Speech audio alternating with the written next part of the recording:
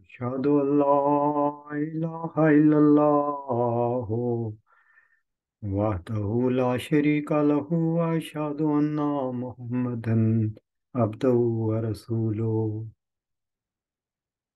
أما بعد فأعوذ بالله من الشيطان الرجيم بسم الله الرحمن الرحيم الحمد لله رب العالمين الرحمن الرحيم مالك يوم الدين إياك نعبد وإياك نستعين اهدنا الصراط المستقيم صراط الذين أنعمت عليهم غير المغضوب عليهم ولا الضالين آمین 20 فروری 1886 کی پیشگوئی کے حوالے سے مختلف خطبات دیے جا رہے ہیں۔ یہ شروع میں عرض کیا گیا تھا کہ اصل حقیقت یہ ہے کہ ہم نے آخری حقیقت کو پانا ہے، یعنی ہماری ہستی کی غرض یہ ہے کہ ہم اس خالق کو پا لیں یا اس کے بارے میں ہمارا علم ترقی کرتا چلا جائے اور ہم اس کی معرفت حاصل کریں اور دنیا میں ہونے والے تغیرات میں ہم یہ دیکھیں کہ ہم کہاں غلط ہیں اور کہاں صحیح ہیں، اور اس چیز میں الہامی کلام ہماری رہنمائی کرتا ہے۔ گزشتہ خطبہ میں بھی یہ بتایا گیا تھا کہ علم حاصل کرنے کے 3 ذرائع ہیں، یا ہم اپنے تجربات سے وہ حاصل کرتے ہیں، یا نظریاتی طور پر فکری لحاظ سے اس آخری حقیقت کو پانا چاہتے ہیں یا اس کے بارے میں اپنا علم بڑھانا چاہتے ہیں، اور تیسرا ذریعہ ہمارے پاس الہام ہے جو خود خالق اپنے کسی بندہ پر اپنے فضل سے ہدایت اس کو دیتا ہے، اور وہ اس علم کو پھر انسانوں میں بانٹتا ہے کہ وہ اس سے فائدہ اٹھائیں اور اپنی علم میں ترقی اپنے علم کو ترقی دیں۔ یہ جو مرزا صاحب علیہ السلام چلہ کشی کے لیے چلے گئے تو اس کا ماحصل کیا تھا کہ ایک اللہ سے نشان مانگا جائے جس سے یہ پتہ چلے کہ اللہ تعالیٰ کی ہستی موجود ہے اور وہ مرزا صاحب سے تعلق رکھتی ہے، جس کے ذریعے سے اسلام اور بانی اسلام کی صداقت کی گواہی ملے۔ یہ اس کا خلاصہ ہے۔ جب ہم اس پیش گوئی کو پڑھتے ہیں تو اس کا بیشتر حصہ تو اردو میں ہے، لیکن اس کا کچھ حصہ وہ عربی میں ہے۔ آج میں اس عربی والے حصے پر کچھ کہنے کی کوشش کروں گا، اور یہ اس پیش گوئی کا ایک اہم ترین حصہ ہے۔ اس عربی الہام کے الفاظ کچھ یوں ہیں: مظہر الاول والآخر، مظہر الحق والآلا، کأن اللہ نزل من السماء۔ وہ اول اور آخر کا مظہر ہوگا، وہ حق اور اعلیٰ کا مظہر ہوگا، گویا خدا تعالی آسمان سے نازل ہوا۔ اب یہ جو الہام ہے، یہ اس لحاظ سے انتہائی اہم ہے کیونکہ یہ اس چیز کی بنیاد ڈال رہا ہے کہ وہ ذکی غلام اول و آخر کا مظہر ہوگا، حق اور اعلیٰ کا مظہر ہوگا، یعنی ان چیزوں کو، ان صفات کو وہ ظاہر کرے گا، اور اس رنگ میں ظاہر ہوگا کہ اس رنگ میں بیان کرے گا گویا خدا تعالیٰ کی ہستی کا ان چار باتوں کے پردے میں وجود سامنے آ جائے گا۔ اس بات کی بڑی اہمیت ہے کیونکہ انسانی ہستی کی غرض ہی آخری حقیقت کو پانا ہے، جس کو فلسفہ میں بھی کہا جاتا ہے کہ آخری حقیقت کو پانا ہے۔ تو الہام کی روح سے یہ خبر دی جا رہی ہے کہ وہ آخری حقیقت کو کسی نے تلاش کرنا ہے تو وہ ان صفات کے پس منظر میں تلاش کرے، اور وہ آنے والا ذکی غلام انہی چیزوں کو واضح کرے گا، ان کی حقیقتوں کو سامنے لائے گا۔ اس میں جو الفاظ آتے ہیں اول اور آخر، یہ الفاظ ہمیں وقت کا پتہ دیتے ہیں۔ اس کی تفصیل میں الہامی لحاظ سے تفصیل میں بعد میں آؤں گا، پہلے ہم اس کو دیکھتے ہیں کہ وہ دو بنیادی ستون، ایک سائنس اور ایک فلسفہ، وہ وقت کے بارے میں کیا کہتے ہیں۔ وقت کی آسان ترین تعریف یہ ہے کہ دو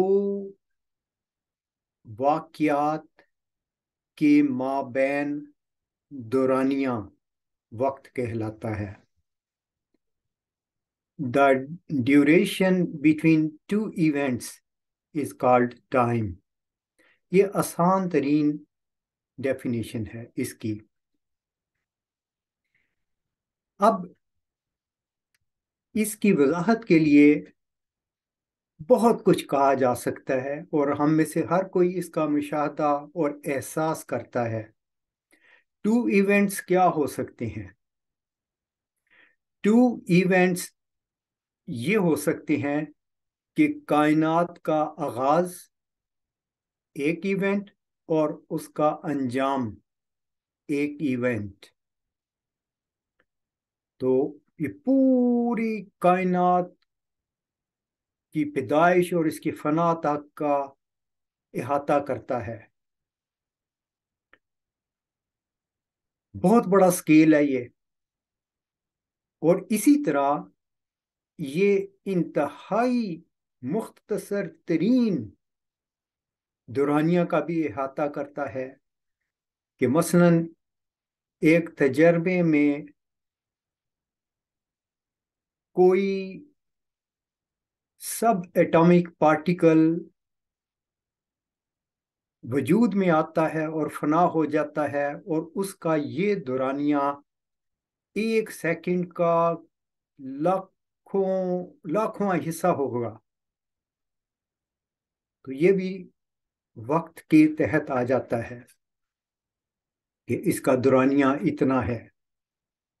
और आम हम जब इस कुर्रा ज़मीन पे रह रहे हैं तो इसमें हमारे मुशाहदात हैं, हम लोग पैदा होते हैं और फौत हो जाते हैं।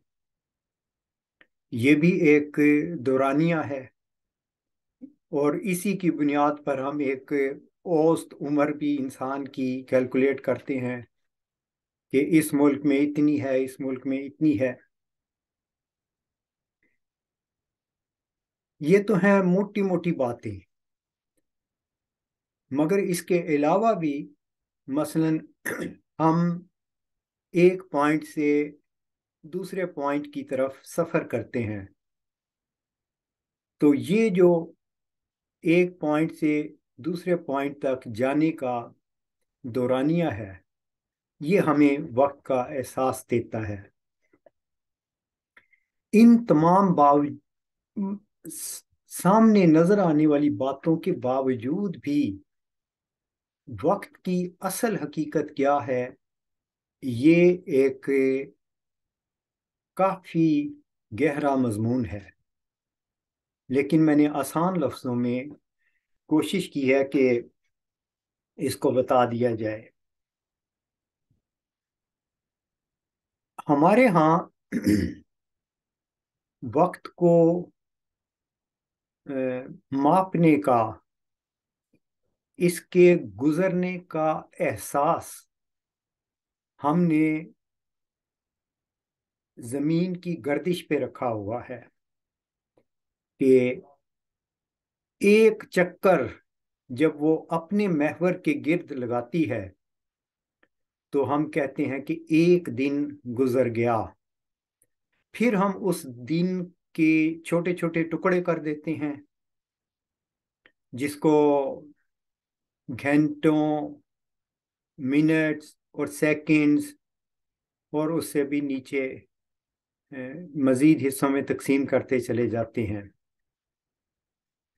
और उसी दिन को हम बड़े हिस्सों में भी तब्दील कर देते हैं, जिसे हम हफ्ता, महीना, साल वगैरह के पैमाने बना लेते हैं। तो ये ज़मीन की गर्दिश जो अपने महवर के गिर्द है, उससे हमने वक्त के गुजरने के एहसास को मापने का एक ज़रिया बनाया है। ये हमारा फ्रेम ऑफ रेफरेंस है, अगरचे अब ये डेफिनेशन बदल गई है। पहले ये दिन था, अब इसका यूनिट सेकंड है, और वो सेकंड हमने सीसियम एटम में जो इलेक्ट्रॉनिक ट्रांजिशन हो रही है उस पर उसकी बुनियाद रखी है। लेकिन इतनी डिटेल और गहराई में जाने की ज़रूरत नहीं, सादा सादा मिसालों से मैं ये बात करने की कोशिश कर रहा हूँ। ये हमारी इल्मी जो साइंसी और फलसफियाती तारीफ है उसके मुताबिक मैंने ये बात रखी है। बयान ही कुरान करीम भी इस मजीद इसी चीज़ को इल्हामी रंग में बयान करता है। वो आयत मैं आपके सामने रखता हूँ, और मैं ये इस वजह से रख रहा हूँ कि मैंने शुरू में बताया था कि इल्म हासिल करने के 3 ज़रिए हैं: साइंस, फ़लसफ़ा और इल्हाम। तो अब मैं इल्हामी तौर पर एक आयत आपके सामने रखता हूँ। कुरान शरीफ में सूरत बनी इसराइल में आता है, वजअलना लैला वन्नहारा आयतैनि फमहौना आयतल लैले वजअलना आयतन नहारे मुबसिरातन لِتَبْتَغُوا فَضْلًا مِّن رَبِّكُمْ وَلِتَعْلَمُوا عَدَدَ السِّنِينَ وَالْحِسَابَ وَكُلَّ شَيْءٍ فَصَّلْنَاهُ تَفْصِيلًا۔ اس کا ترجمہ یوں ہے کہ ہم نے رات اور دن کے دو نشان بنائے ہیں، بس ہم رات کے نشان کو مٹا دیتے ہیں اور دن کے نشان کو روشن بنا دیتے ہیں تاکہ تم اپنے رب کے فضل کو تلاش کرو اور تاکہ تم سالوں کی گنتی اور حساب سیکھو، اور ہم نے ہر بات کھول کر بیان کر دی ہے۔ اب یہاں دیکھیں کہ دن، یہ ظاہری معنی میں لے رہا ہوں کہ دن اور رات کا بننا، اس کو بنیاد بنا کر اللہ تعالیٰ کہہ رہا ہے کہ تم اس سے سالوں کی گنتی سیکھو اور حساب کرنا سیکھو۔ یہ وہی بات ہے جو سائنس میں بتائی جا رہی ہے، مگر یہاں میں ایک بات کہنا چاہتا ہوں کہ یہ آیت اس ظاہری مفہوم کے علاوہ ایک باطنی مفہوم بھی رکھتی ہے، جس کو ضمناً میں یہاں بیان کر دیتا ہوں۔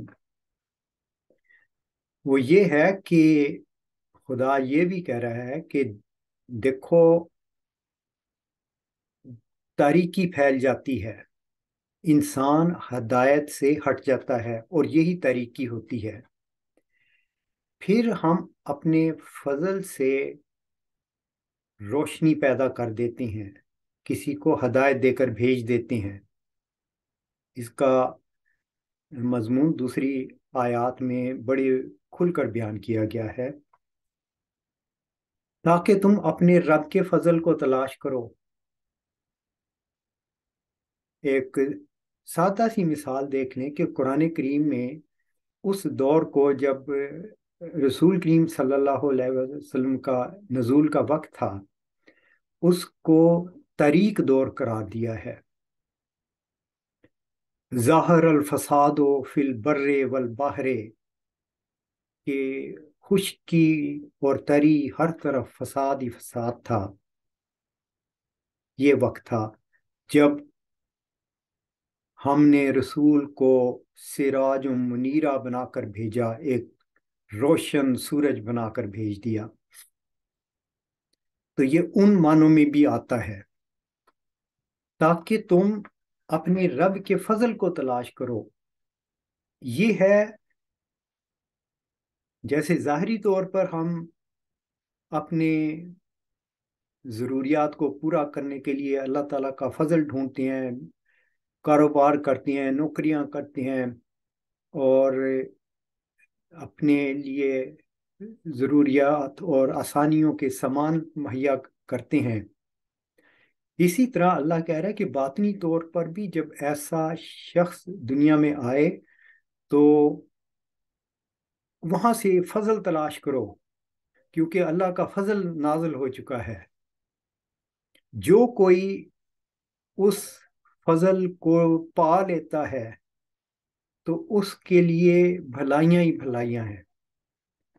خیر، یہ جو چیز بیان کی گئی ہے یہ محض اس لیے تھی کہ ہر زمانہ میں اللہ تعالیٰ اس فضل کو جاری رکھتا ہے، جیسے ہر رات کے بعد روشن دن نکلتا ہے، اسی طرح ہر تاریکی کے بعد روشنی آتی ہے روحانی طور پر۔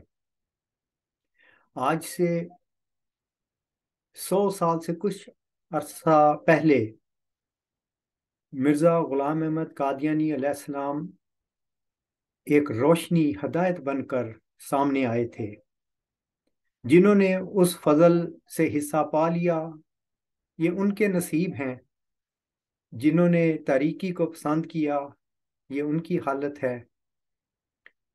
دین میں جبر نہیں۔ اسی طرح اس زمانہ میں بھی اللہ نے اسی پیش گوئی کیا جس کا میں نے شروع میں ذکر کیا ہے اس کے مطابق ایک ذکی غلام کو بھیجا ہے، تو آگے چل کر یہ بھی آپ کے سامنے چیز رکھی جائے گی کہ وہ کون سی روشنی ہے جو اس ذکی غلام کے ذریعے سے مظہر الاول والآخر کے تحت انہوں نے اس کا ابلاغ کیا۔ جو کوئی اس نعمت سے حصہ پا لے گا وہ اس کے نصیب ہیں، جو کوئی اس سے محروم رہے گا تو وہ اپنے رب کے حضور جواب دہ ہے اپنے اعمال کا۔ اب میں آپ کے سامنے ٹائم کے بارے میں، یہ بالکل 4 سال پہلے ایک سائنٹسٹ ہیں آنے ماری ہیلمنسٹائن، انہوں نے اس سبجیکٹ میں پی ایچ ڈی کی ہوئی ہے۔ 26 نومبر 2019، یعنی ابھی 4 سال بھی نہیں گزرے، تو انہوں نے ٹائم کی ایک ڈیفینیشن شائع کی۔ وہ لکھتی ہیں، physicists define time as the progression of events from the past to the present into the future. Basically, if a system is unchanging, it is timeless. اس پہ بھی تھوڑا سا میں تبصرہ کروں گا کہ یہ کیا چیز ہے۔ Time can be considered to be the fourth dimension of reality, used to describe events in the three-dimensional space. It is not something we can see, touch, or taste, but we can measure its passage. اب یہ تعریف تو انہوں نے کر دی جو science کے لحاظ سے بالکل درست ہے، لیکن اس میں بھی بہت سے سوالات ہیں جس کا ہمیں جواب نہیں ملتا، کہ جب یہ کہتے ہیں کہ اس سے time is the fourth dimension of reality, تو پہلا سوال یہ ہے کہ واٹ از ریئلٹی؟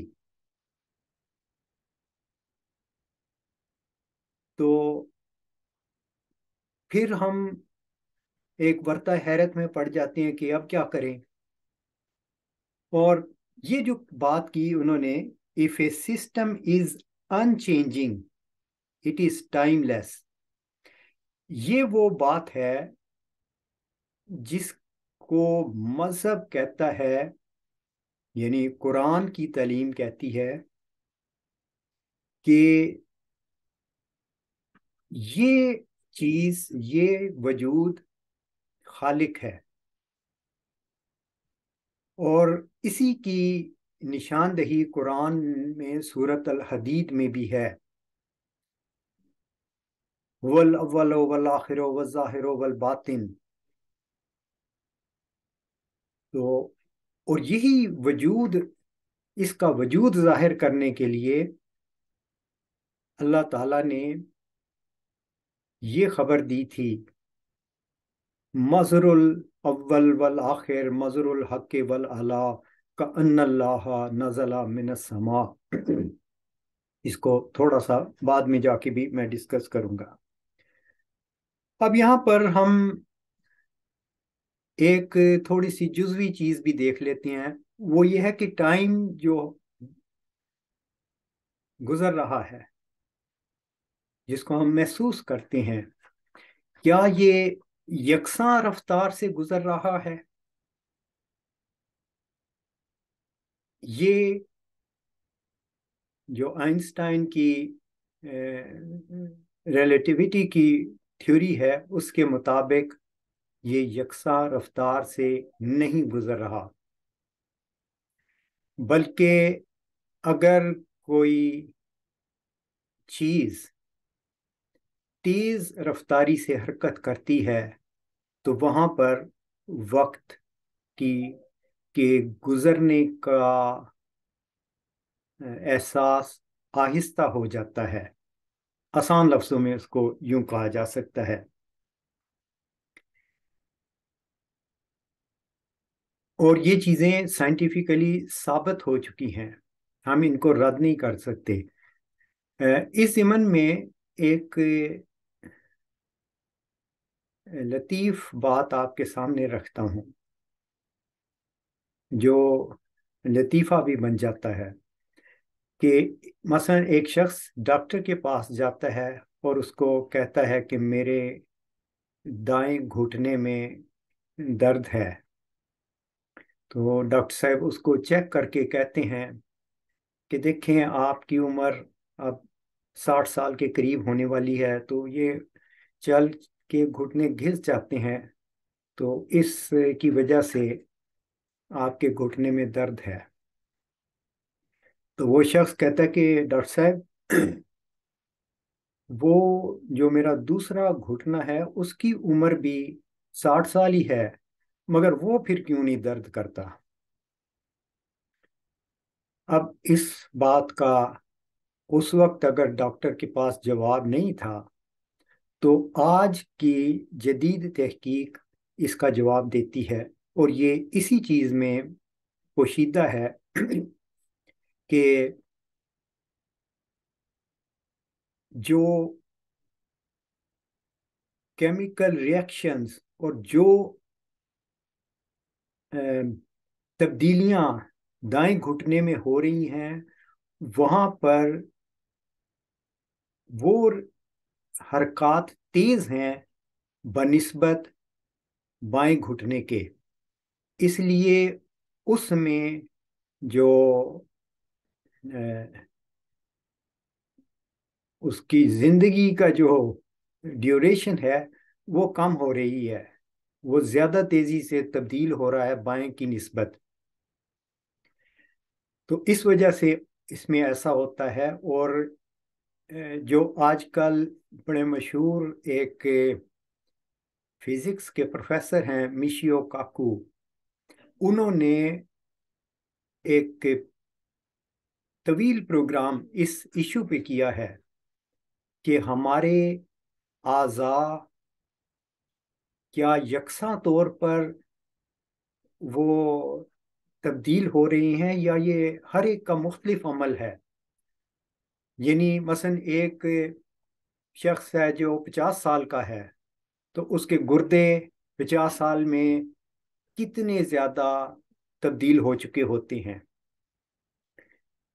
اسی طرح جوڑ ہیں، انگلیاں ہیں، ہر ایک عضو کو چیک کیا جاتا ہے اور اس کو ایک سٹینڈرڈ پیمانے سے ناپا جاتا ہے، تو پتہ چلتا ہے کہ کسی کے اس کی ظاہری عمر فرض کریں 40 سال ہے، لیکن اس کے گردے اتنا زیادہ فنکشن کر چکے ہیں جو ایک 50 سالہ انسان کے کرتے ہیں، اور اس کے الٹ بھی ہوتا ہے۔ تو ہر ایک عضو، ہر ایک آرگن کو آج کل چیک کیا جا سکتا ہے کہ وہ کس رفتار سے تبدیل ہو رہی ہے۔ تو اس طرح ہمارے پاس یہ بہت بین ثبوت ہیں کہ وقت یکساں رفتار سے نہیں چلتا۔ تو اس کے بارے میں آپ سب نے سن رکھا ہوگا کہ آئنسٹائن سے جب پوچھا گیا تو اس نے اس کا سادہ سا جواب دیا تھا کہ جب آپ اپنے محبوب کے پاس بیٹھے ہوں تو وقت گزرنے کا احساس نہیں ہوتا، اور جب آپ اپنے کسی ناپسندیدہ شخص کے سامنے بیٹھے ہوں تو تھوڑا سا وقت بھی ایک طویل مدت لگتا ہے۔ اس اب یہ چیز جو ہے، اس کو بھی ہم قرآن شریف میں اب الہامی طور پر دیکھتے ہیں کہ کیا وہاں پہ بھی اس بارے میں کوئی بیان موجود ہیں۔ تو میں نے قرآن شریف میں دیکھا تھا تو مجھے متعدد ایسی آیات ملی جو ٹائم ڈائلیشنز کو بیان کرتی ہیں۔ مثلا قرآن شریف میں سورۃ معارج میں آتا ہے، انہم یرون بعیدن وَنَرَاهُ قَرِيبًا، تم اسے دور دیکھتے ہو اور ہم اسے قریب دیکھتے ہیں. تو یہ دو ڈفرینٹ فریم آف ریفرنسز ہیں جسے دیکھا جا رہا ہے. ایک ایک چیز کو دور دیکھ رہا ہے اور ایک اس کو بہت نزدیک دیکھ رہا ہے. اسی طرح اسی صورت میں یہ بھی آتا ہے تارج الملائکۃ والروح الیہ فی یوم کھانا مقدارہ 50,000 سنہ، یعنی اس کی جانب فرشتے اور روح عروج کرتے ہیں ایک ایسی دن میں جس کی میعاد 50,000 سال ہے. اسی طرح ایک اور جگہ آتا ہے وَيَسْتَعْجِلُونَكَ بِالْعَذَابِ وَلَنْ يُخْلِفَ اللَّهُ وَعْدَهُ وَإِنَّ يَوْمًا عِنْدَ رَبِّكَ كَأَلْفِ سَنَةٍ مِّمَّا تَعُدُّونَ، کہ وہ ایک دن تمہارے رب کے نزدیک ایسا ہے جو تمہاری کاؤنٹنگ کے حساب سے 50,000 کے برابر ہے. تو یہ بالکل دو مختلف پیمانے ہیں جن کا موازنہ کیا جا رہا ہے. تو یہاں پر بھی ہمیں اس آیت میں وقت کے گزرنے کا احساس مختلف فریم آف ریفرنسز سے مختلف بتایا جا رہا ہے. پھر سورۃ سجدہ میں آتا ہے یدبر الامر من السماء الی الارض ثم یعرج الیہ فی یوم کان مقدارہ 1,000 سنۃ مما تعدون. یہ بھی بالکل وہی بات کی جاتی ہے کہ ایک ایسا دن جس کی میعاد 1,000 سال کے برابر ہے جسے تم کاؤنٹ کرتے ہو. تو یہ چیزیں ہمیں الہامی طور پر بھی ملتی ہیں کہ خدا تعالیٰ نے بتائی ہیں. اچھا، اب شروع میں نے آپ کو جو یہ ٹائم کی سائنٹیفک لحاظ سے ڈیفینیشن بتائی. اب ہم قرآن کریم کی طرف آ جاتے ہیں. میں یہ اتنی باتیں اس لیے بتا رہا ہوں کہ آپ کے سامنے پھر میں یہ رکھ سکوں کہ یہ جو 20 فروری 1886 کی پیش گوئی ہے اس میں اول آخر کیا چیز ہے. تو قرآن کریم میں جب ہم اس کا مطالعہ کرتے ہیں تو وقت کے گزرنے کے معاملے کو مختلف اصطلاحات کے ساتھ استعمال کیا گیا ہے، جن میں سے 4 میں آپ کے سامنے رکھتا ہوں. ایک ہے دہر، زمانہ.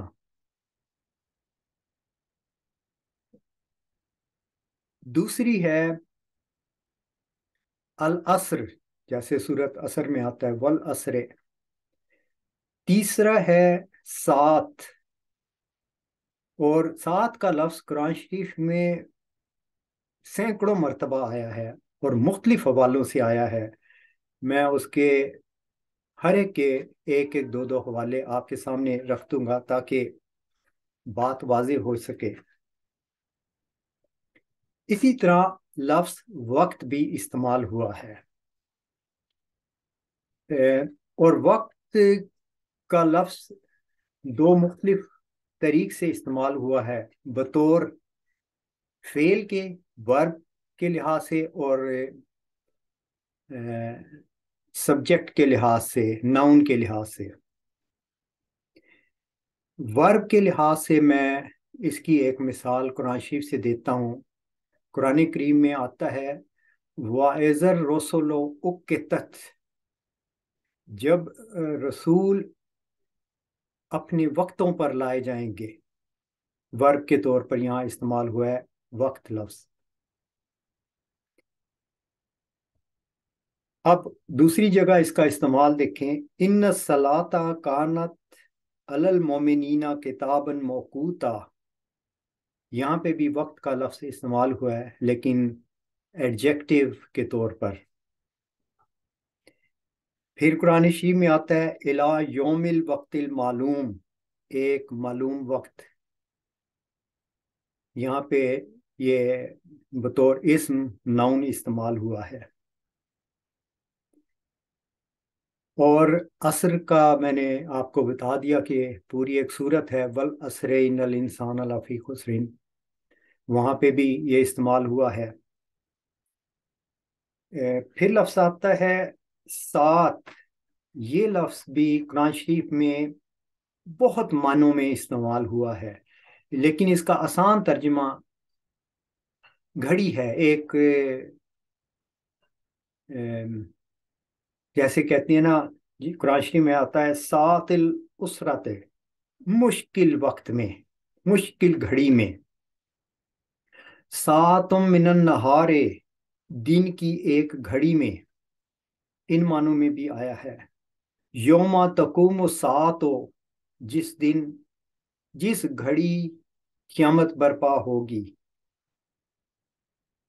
پھر قرآن شریف میں یہ بھی آیا ہے وَإِنَّهُ لَعِلْمٌ لِلسَّاعَةِ، اس مسیح کا وقت، ایک ترجمہ یہ ہے کہ قیامت کی گھڑی ہوگا۔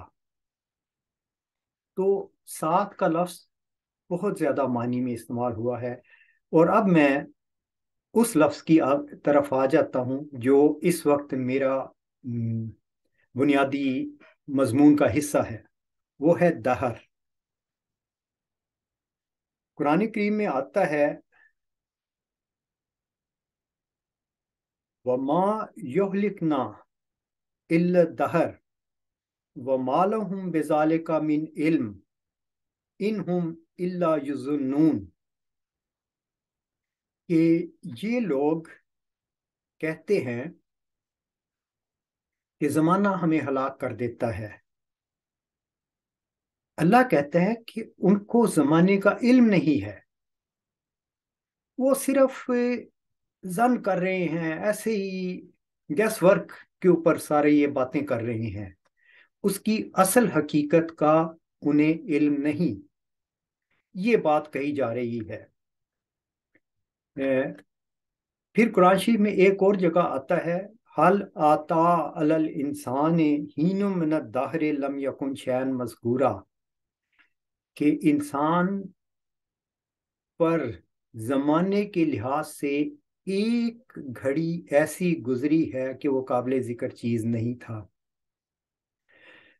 تو یہ دہر کا لفظ استعمال ہوا ہے۔ اب میں اس معاملے میں ایک بات آپ کے سامنے رکھتا ہوں جو اس وقت آج کے جمعے کا مرکزی حصہ ہے۔ یہ جو کہا گیا کہ وہ دہر کے بارے میں ایسے کیا سرائیوں سے بات کر رہے ہیں، تو ہم دیکھتے ہیں کہ جس سے بات کی جا رہی ہے اور جس پر وہ الہام ہوا ہے، یہ والی آیت، انہوں نے اس کے بارے میں کیا فرمایا۔ آپ نے یعنی رسول کریم صلی اللہ علیہ وآلہ وسلم نے فرمایا زمانے کو برا مت کہو، کیونکہ خدا تعالی فرماتا ہے کہ دہر میں ہی ہوں۔ یہ انتہائی اہم نکتہ ہے کہ اللہ تعالیٰ یہ کہہ رہا ہے کہ ٹائم میں ہی ہوں۔ یہ وہی بات ہے جو قرآن شریف میں ان الفاظ میں آئی ہے هو الاول والآخر، اور شروع میں نے آپ کے سامنے سائنٹیفک ڈیفینیشن رکھی تھی کہ the duration between two events is called time، اور وہ دو ایونٹ ہمیشہ ایک آغاز ہے اور ایک انجام ہے، وہ خواہ کائنات کی تخلیق اور فنا کا معاملہ ہو، یا بالکل مختصر طور پر بھی کوئی چیز وجود میں آئے اور فنا ہو جائے، اس کا معاملہ ہو، اس میں ایک حصہ اس کی کریشن کا ہے اور دوسرا حصہ اس کا پیرش ہو جانا ہے۔ تو یہ دو پوائنٹس کے دوران جو دورانیہ ہے وہ ٹائم ہے، اور اللہ کہہ رہا ہے کہ میں ہی بیک وقت اول و آخر ہوں۔ اور یہاں پر یہ چیز انتہائی اہم ہے کہ تخلیق میں کوئی چیز بھی ایسی نہیں ہے جو بیک وقت اول و آخر ہو، ایسا ہے ہی نہیں۔ مطلب بعض تو بڑی بڑی چیزیں تو ہم دیکھ رہے ہیں، ستارے بنتے ہیں، ٹوٹ جاتے ہیں، انسان پیدا ہوتے ہیں، مر جاتے ہیں، وغیرہ وغیرہ، لیکن وہ چیزیں جو ہمیں نظر بھی نہیں آتی وہ بھی تبدیل ہو رہی ہیں۔ میں اس میں دو تین مثالیں دے دیتا ہوں۔ مثلا ہم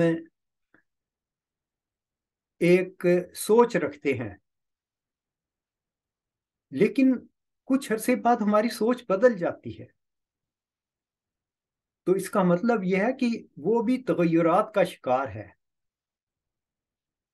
ہم کسی سے محبت کرتے ہیں، بچہ ایک کھلونے سے محبت کرتا ہے، لیکن ہم دیکھتے ہیں کہ چند ہی سالوں میں وہ کھلونے اٹھا کے پرے پھینک دیتا ہے، اس کی محبت، اس کا تعلق بدل جاتا ہے۔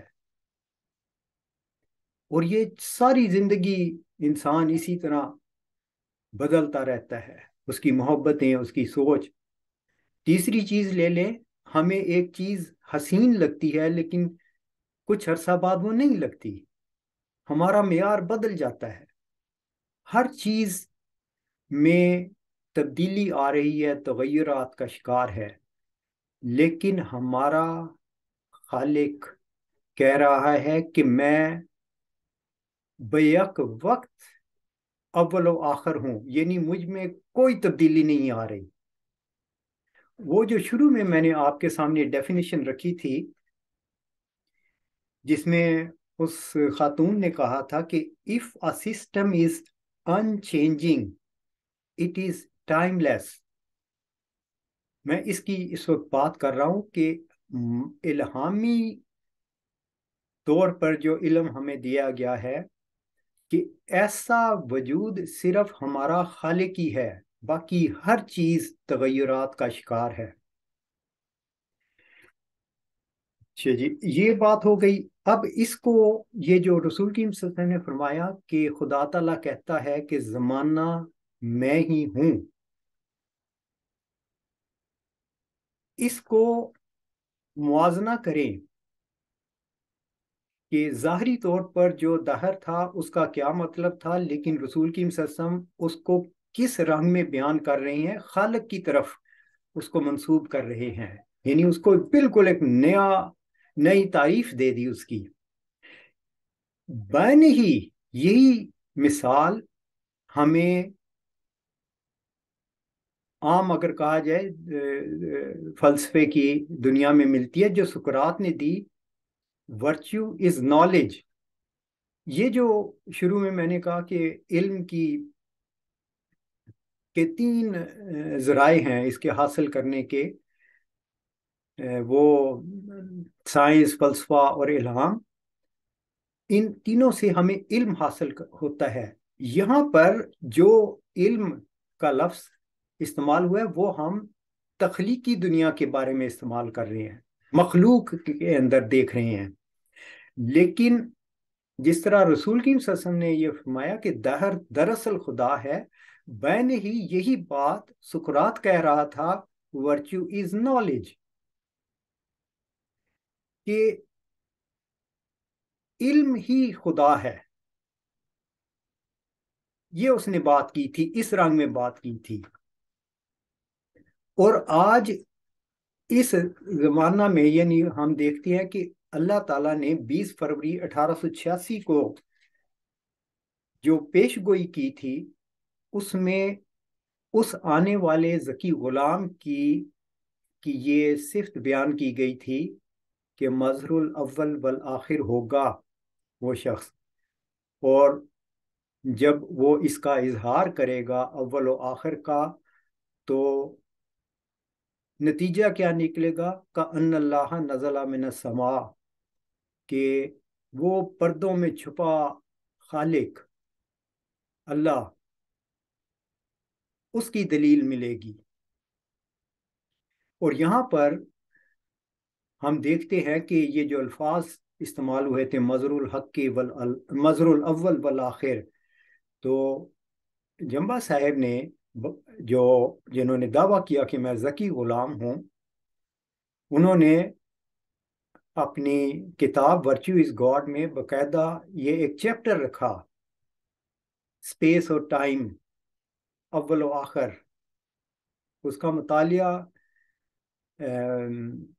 انٹرنیٹ پہ وہ کتاب موجود ہے، ویب سائٹ پر کیا جا سکتا ہے، اور وہاں سے علم حاصل کرنے والا انسان اگر جستجو رکھتا ہو تو علم حاصل کر سکتا ہے۔ ابھی میں نے آپ کے سامنے یہ بات رکھی تھی کہ یہ جو اول اور آخر ہیں، یہ دراصل ورچو یعنی خدا کا ٹیمپورل اسپیکٹس ہیں، اور اسی طرح ظاہر اور باطن بھی ہیں، لیکن وہ اس وقت میرے مضمون کا حصہ نہیں۔ انشاءاللہ اس پہ کبھی بعد میں روشنی ڈالی جائے گی۔ تو اب ہم یہ دیکھتے ہیں کہ ذکی غلام نے آ کر اس چیز کو جب بتایا، تو ساتھ یہ بھی قرآن ہمیں جو تعلیم دے رہا ہے کہ اللہ تعالیٰ کی ہستی ایسی ہے، وَهُوَ مَعَكُمْ أَيْنَمَا كُنْتُمْ، کہ وہ تو ہمیشہ ہر ایک تخلیق کے ساتھ ہوتا ہے، اس سے جدا نہیں ہے۔ اگرچہ وہ جدا ہے، یعنی یہی اس کی لیسا کمثلہ شیئن بتاتی ہے کہ وہ ہر ایک وجود کے ساتھ ہے، اس کا اس نے احاطہ کیا ہوا ہے۔ لیکن اول و آخر کی جو تعریف ہے، جو دہر لفظ میں بھی پوشیدہ ہے، وہ اس ہستی کو بے نقاب کرتی ہے، عیاں کرتی ہے۔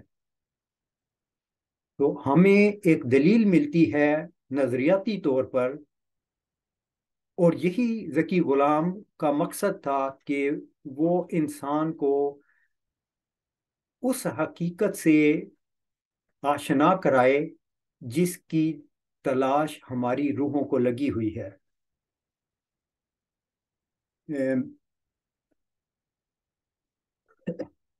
اس میں میں ایک اور رنگ میں بھی بات کروں گا، اور انشاءاللہ اگر آج کی جمعہ کی طوالت ہو جائے تو بعد میں کروں گا، کہ یہ مضمون ہمیں قرآن شریف سے بھی ملتا ہے کہ اس ذکی غلام یعنی مسیح اور ساتھ میں ایک رشتہ ہے۔ قرآن کریم میں آتا ہے وَإِنَّهُ لَعِلْمٌ لِلسَّاعَةِ فَلَا تَمْتَرُنَّ بِهَا وَاتَّبِعُونِ هَذَا صِرَاطٌ مُسْتَقِيمٌ، کہ جو سیدھا راستہ ہے وہ تو یہ ہے کہ وہ جو ساتھ کا علم ہے وہ اس کو دیا گیا ہے، یا اس کے زمانے میں اس کا ظہور ہونا ہے۔ اس کے مختلف معنی کیے جاتے ہیں، لیکن میں اس وقت یہ معنی کر رہا ہوں۔ تو تم اس بارے میں شک نہ کرو اور پیروی کرو، یہی سیدھا راستہ ہے۔ تو میں یہ سمجھتا ہوں کہ اس زمانے میں اللہ تعالیٰ کی ہستی کی کسی کو تلاش ہے تو وہ اول و آخر، ظاہر و باطن، یا اس پیش گوئی کو دیکھے اور اس کا تجزیہ کرے، تو اس کو اللہ تعالیٰ کی ہستی کے بہت سے علوم اس پر کھل جائیں گے۔ اب یہ تو ہے جو ذکی غلام کی کنٹریبیوشن ہے، اور میرا یہ تقابلی جائزہ کہ ایک پیش گوئی ہے جس کے دعوے دار دو شخص ہیں، مرزا بشیر الدین محمود صاحب اور عبدالغفار جمبا صاحب۔ میں ان لوگوں سے جو مرزا بشیر الدین محمود صاحب کو اس کا مصداق مانتے ہیں ان سے سوال کرتا ہوں کہ مرزا بشیر الدین محمود صاحب نے 28 جنوری 1944 کو دعویٰ کیا اور نومبر 1965 میں فوت ہو گئے۔ سوال یہ ہے کہ انہوں نے مسلم موعود کا دعویٰ کرنے کے بعد اس آیت کو جو کہ آنے والے وجود کی صداقت کی نشانی اس میں پوشیدہ تھی، اس بارے میں کیا بیان کیا؟ میں نے جہاں تک مطالعہ کیا انہوں نے اس موضوع کو چھیڑا ہی نہیں۔ کون سا موضوع؟ یہ والا موضوع کہ مظہر الاول والآخر مظہر الحق والعلا کأن اللہ نزل من السماء، ان کو خدا نے اس کا علم ہی نہیں دیا تھا،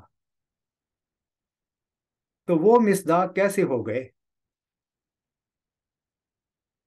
میں تجزیہ کرنے کے لیے ایک اور بات سامنے رکھ دیتا ہوں تاکہ میری بات مجھے بھی، جیسے حضرت موسیٰ علیہ السلام نے دعا کی تھی نا کہ اے خدا مجھے وہ بات سکھا جو دوسرے سمجھ سکیں، تو میں بھی ایک اور رنگ میں اس کو بیان کرنے کی کوشش کرتا ہوں کہ آپ دیکھیں میری بات کا مقصد یہ ہے کہ مرزا بشیر الدین محمود صاحب نے کبھی بھی مظہر الاول والآخر ہونے کی وضاحت نہیں کی، جبکہ ہم یہ دیکھتے ہیں کہ مرزا صاحب علیہ السلام جن کے بارے میں رسول کریم صلی اللہ علیہ وسلم نے یہ فرمایا تھا کہ وہ آنے والا وجود کاسر صلیب ہوگا، تو ہم جب مرزا صاحب کو دیکھتے ہیں تو ان کی زندگی میں انہوں نے اتنی تحریرات لکھی ہیں صلیب تثلیث کے عقیدہ کے رد میں کہ ایک ادنا سابی علم رکھنے والا انسان یہ نتیجہ نکال لیتا ہے کہ مرزا صاحب نے واقعی کسر صلیب کی۔ تو پھر عود کر آتا ہوں سوال کی طرف کہ مرزا بشیر الدین محمود صاحب نے کون سی ایسی بات کی جس سے پتہ چلے کہ وہ مظہر الاول والآخر تھے؟ ایسا نہیں ہے، ان کا دعویٰ محض سیاسی دعویٰ تھا۔ ہمیں تو صراط مستقیم سے غرض ہے جس کی ایک خبر دی گئی ہے کہ اللہ ہی وہ ہستی ہے جس کی ہمیں تلاش ہے، وہ اول ہے، وہ آخر ہے، وہی وقت کو پیدا کرتا ہے، اور یہی چیز لفظ دہر میں پوشیدہ تھی، اور اسی چیز کو اس زمانہ میں ذکی غلام نے ظاہر کیا تھا۔ ہم سب کو خالق سے غرض ہے اور ہمیں اسی کی تلاش ہے، اور اللہ تعالی ہم سب کو اس راستے میں آگے سے آگے قدم بڑھانے کی توفیق دے۔ آمین وآخر دعوانا ان الحمد للہ رب العالمین۔